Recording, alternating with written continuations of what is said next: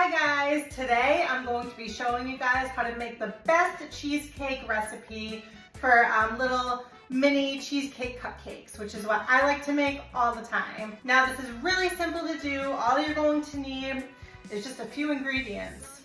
Cream cheese, graham crackers for your crust. You can also use Oreos for your crust as well. A couple of eggs, butter for your crust, vanilla extract, cinnamon also for the crust. It's my secret ingredient. A little bit of salt, sour cream, lots of sugar. Yeah, super simple. So let's get started. We're going to preheat the oven to 350. Now I usually get about 18 cupcakes to a batch, or 18 cheesecakes rather. Give or take, sometimes 17, sometimes 20. Never really know. I don't know. I don't know the science behind why it's different sometimes. Use whatever cupcake liners you want. It doesn't matter the color because you're going to be taking them off when they're all set and ready for aesthetic purposes. So I'm just using pink because I have an abundance of pink for some reason. I think I overbought during Valentine's Day. Next, I'm going to run 1 sleeve of grams, which is 1, 2, 3, 4, 5, 6, 7, 8, 9. Yes. 9 graham crackers through my food processor to make a fine crumb. Now, if you don't have a food processor, that's okay. You can just stick these under like a rolling pin and roll it out, but just know that your crumbs might not be perfectly fine. You might have some larger chunks in it, and that's okay. I used to do that all the time. I didn't get a food processor until a couple of years ago, so before that, that's always what I did. But then people would get like a chunk of graham and be like, is this a walnut? I'm allergic to walnuts. It's not a walnut, it's just a big thing of graham. In come the grams. Now I'm going to add 1/4 cup of granulated sugar. Again, if you don't have a food processor, just use a regular mixing bowl. A secret ingredient for the crust. Just give it like 1/4 or maybe like a 1/2 teaspoon of cinnamon. Don't go any more than a 1/2 teaspoon because then it'll be overpowering. Now I'm going to melt in my microwave a 1/2 stick of butter, which is 4 tablespoons. Make sure you are using a microwave safe bowl. And make sure you cover it with plastic wrap so you don't make a mess in your kitchen or in your microwave. Oh, but Kristen, plastic's bad for the environment. Well, cleaning my microwave is bad for my mental health. Perfect. Pour this right in. All right, just give your bowl a scrape. Beautiful. Okay, and now you're going to grab like a heaping spoonful like this, okay? And throw it at the bottom of each cupcake liner and then use 2 fingers, make sure you have washed your hands, and gently press onto the bottom and up the sides a little bit if you would like. People sometimes give me a lot of shit because they're like, oh, how come you're not wearing gloves? Well, just a little food safety lesson for you guys. So I am Serve Safe certified, obviously. And one thing that we learn is that with ready to eat foods, like say if I am slicing fruit to be put on top of a cake, then yes, you're going to wear your gloves. But for foods that are about to be baked into the oven, it's not necessary to wear gloves as long as you've washed your hands thoroughly and you don't start touching stuff. Like I'm about to adjust my phone so you guys can get a better vantage point of what I'm doing. And in that case, I will wash my hands before getting back into it because we all know that phones carry a lot of bacteria. Just a little lesson for you guys about food safety. All right, here we go.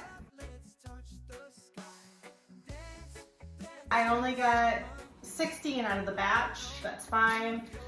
Take those 2 out. I don't know, that just means that some of them I probably put too much in, but whatever. If you are short and you wanna make some more crust, by all means go for it, but I can't be bothered with all that today.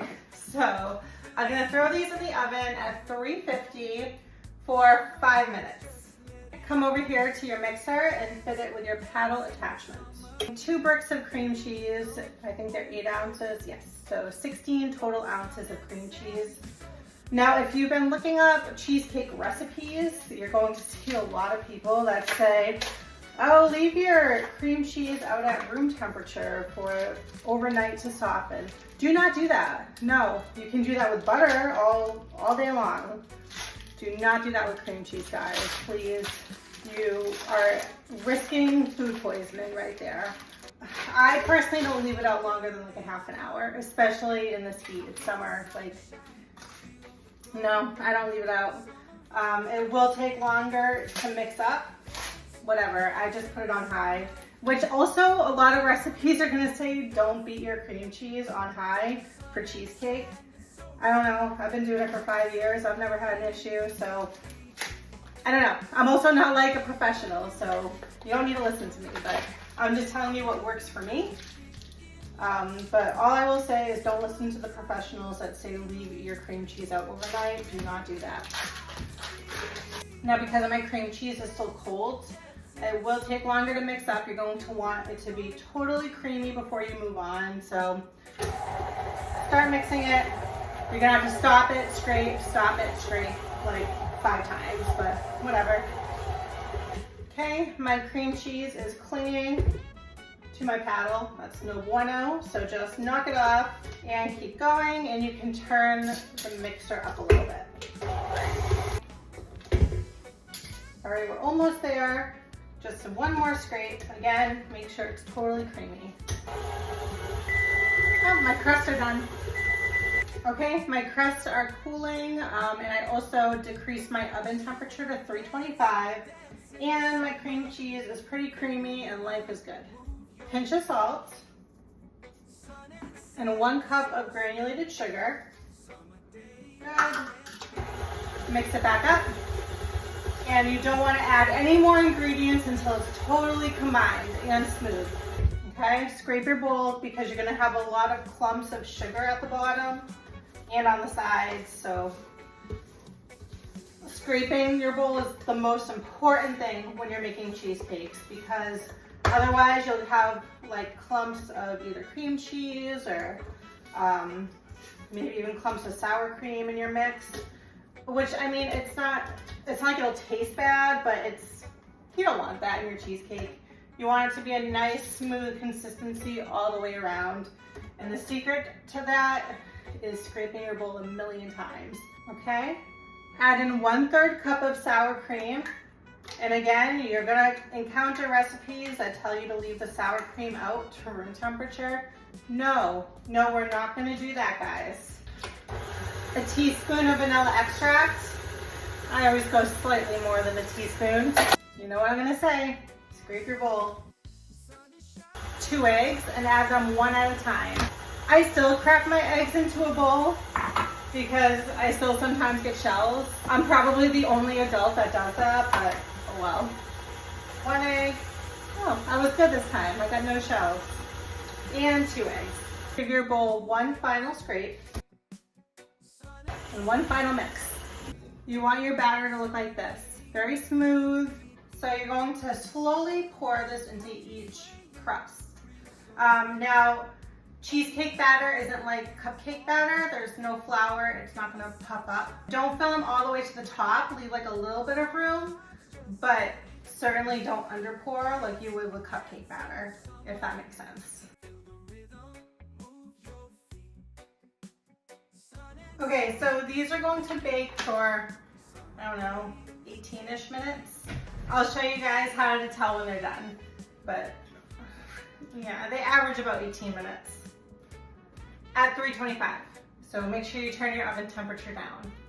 Okay, so my cheesecakes have been in the oven for 9 minutes, so they're about halfway done. Now my oven, the back bakes faster than the front does. So I am just going to flip my cheesecakes around. If you have a high-end oven, you don't really need to do this.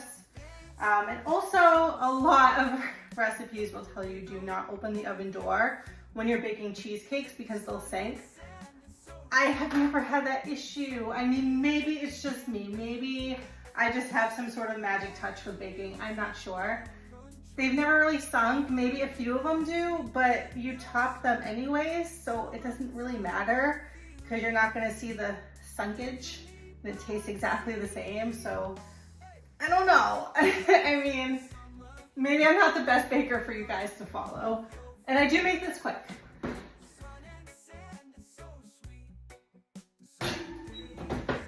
See, that was super easy. It was like 15 seconds. Okay, so my timer just went off at 18 minutes. So let's check if they are done. Okay, good. I think they are, but here's how we verify. We use our food thermometer and you just plop it in one. And if it goes to 150, which it did, it skyrocketed to 167, they're done. They're still going to look undercooked. They firm up in the fridge as they cool down. Just some of the neat science behind baking. Now, a lot of recipes are gonna say leave it in the oven with the door cracked and the oven shut off for a gradual cool down.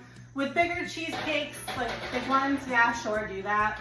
But with minis like this, it doesn't matter. Just take them out when they're done. And you're going to leave your minis at room temperature for like an hour. You want them completely cooled down before you put them in the fridge, and then you're just gonna put them in the fridge just like this. So exactly in their trays. You can cover them if you want, but leave them in their trays and fridge them after they're done cooling for 4 to 6 hours before you can remove them from their wrappers and top them. So they basically finish their whole baking process as they cool down, which is kind of weird, but baking is fun and sciencey, right? So as they start to cool, you're going to notice that they're going to firm up and kind of settle. All that is good. So again, leave them until you get to room temperature. You do not want to put anything hot in your refrigerator. And then walk away for like 6 hours.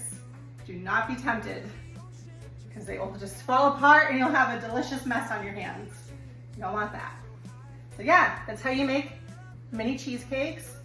Top them however you want, with fruit, with cookies, with purees. The world is your oyster. With cream, so good.